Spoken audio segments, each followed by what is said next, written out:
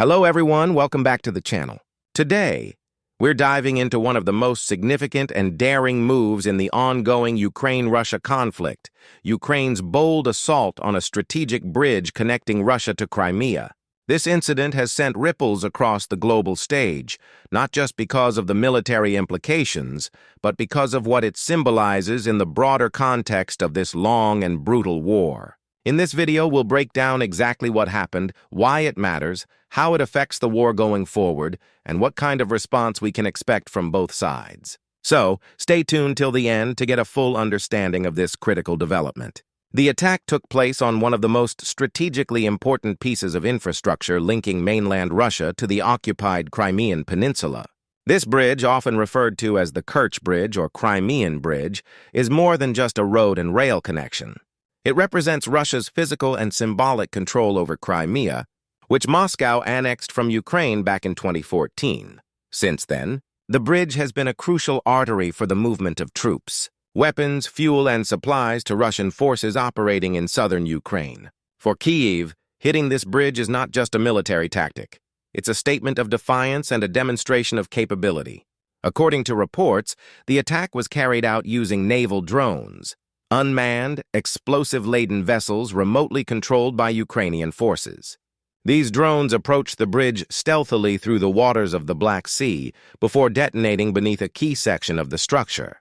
The explosions caused significant damage, temporarily halting both road and rail traffic. Russian officials quickly condemned the attack, labeling it an act of terrorism, while Ukraine maintained strategic ambiguity, neither fully confirming nor denying responsibility in official statements. However, several Ukrainian defense sources hinted that this was indeed part of a planned effort to weaken Russia's logistics in occupied territories. To understand why this strike is so important, we need to look at the bigger picture. Since the early days of the war, supply lines have played a decisive role in determining momentum on the battlefield. Russia's invasion strategy has heavily depended on maintaining consistent flows of ammunition, fuel, and reinforcements from its own territory into southern Ukraine. The Kerch Bridge has served as the lifeline for these operations, particularly for supporting Russian troops entrenched in Kherson, Zaporizhzhia, and Crimea itself. By targeting this bridge, Ukraine aims to choke off a major resupply route and create logistical chaos for Russian commanders. This isn't the first time the bridge has been attacked. Back in October 2022, Ukraine struck the same bridge in a spectacular explosion that temporarily crippled its operation. Russia quickly repaired and reinforced the structure, boasting that it was secure.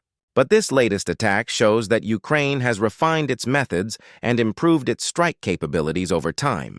The use of naval drones demonstrates a shift in Ukrainian tactics, from purely defensive ground operations to advanced asymmetric warfare that targets high-value assets deep inside enemy-controlled territory. It also signals to Moscow and the world that Ukraine's ingenuity and resilience remain very much alive despite the challenges of a prolonged conflict.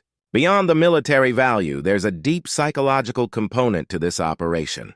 The bridge has been a personal project for Russian President Vladimir Putin, who famously drove a truck across it during its grand opening in 2018. To attack the bridge is to strike at one of Putin's most prized symbols of Russian power and permanence in Crimea. For Ukrainians, every successful hit on this structure serves as a morale booster, a visible reminder that the fight for their land and sovereignty continues with determination. It sends a message to ordinary citizens and soldiers alike that the tide of war, though slow, can still be influenced by precision and persistence. The timing of the assault is also interesting.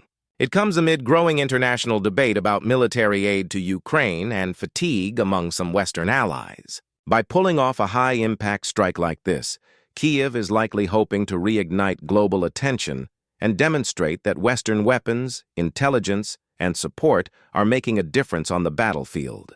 This could help Ukraine maintain diplomatic momentum and secure continued funding from partners like the United States and the European Union. It also serves as a reminder to those calling for negotiations that Russia's occupation remains vulnerable. From Russia's perspective, this attack is both a tactical setback and a political embarrassment. Russian authorities immediately launched investigations, tightened security across Crimea, and promised swift retaliation. The Kremlin framed the incident as an escalation, vowing to respond with increased missile and drone strikes against Ukrainian infrastructure. Indeed, within days of the bridge explosion, Russian forces launched a wave of retaliatory strikes targeting Ukrainian ports, power plants, and cities. This cycle of action and reaction highlights how the war has evolved into a contest of endurance, one where infrastructure, logistics, and psychological warfare are just as important as territorial control. Strategically, the bridge's partial destruction forces Russia to rely more heavily on alternative supply routes through southern Ukraine, including the so-called land corridor that runs along the Azov Sea coast. However, these routes are under constant threat from Ukrainian artillery and missile strikes. Disrupting them creates further strain on Russian forces and complicates their efforts to maintain control over occupied regions. For Ukrainian planners, the goal isn't necessarily to destroy every bridge or road outright, but to make their use risky and unreliable. This uncertainty reduces Russian operational efficiency and gradually weakens their hold. Looking at the broader consequences, this attack could accelerate the next phase of the war. As winter approaches, both sides are preparing for a slowdown in ground operations, but Ukraine's continued use of long-range and precision attacks may change that dynamic. If Ukraine can consistently target critical infrastructure, bridges, depots, command centers, it may push Russia into a more defensive posture. On the other hand, intensified Russian retaliation could increase civilian casualties and damage Ukraine's energy grid, testing public morale once again. Internationally, reactions to the strike have been mixed but largely predictable. Western nations have reaffirmed their support for Ukraine's right to defend itself, while also expressing concern about the potential for escalation. Meanwhile, countries like China and India, which maintain a delicate balance in their relations with Moscow, have urged restraint. The attack also reignited debates about the use of Western-supplied weapons in strikes beyond Ukraine's internationally recognized borders. While the specifics of the bridge assault suggest Ukrainian-made equipment was used, the moral and political debates around such operations continue to shape international discourse. From a technical standpoint, this operation underscores how warfare in the 21st century is evolving. Unmanned systems, drones, both aerial and maritime, are becoming central to modern combat strategies. Ukraine's innovation in this area has set a precedent for how smaller nations can challenge larger adversaries using technology, creativity, and intelligence. It's a reminder that the battlefield is no longer just about tanks and troops. It's about data, precision, and adaptability. This also raises new questions about how international law and warfare conventions apply when unmanned systems play such a dominant role. As we reflect on this latest attack, it's clear that the bridge strike is more than just an isolated event.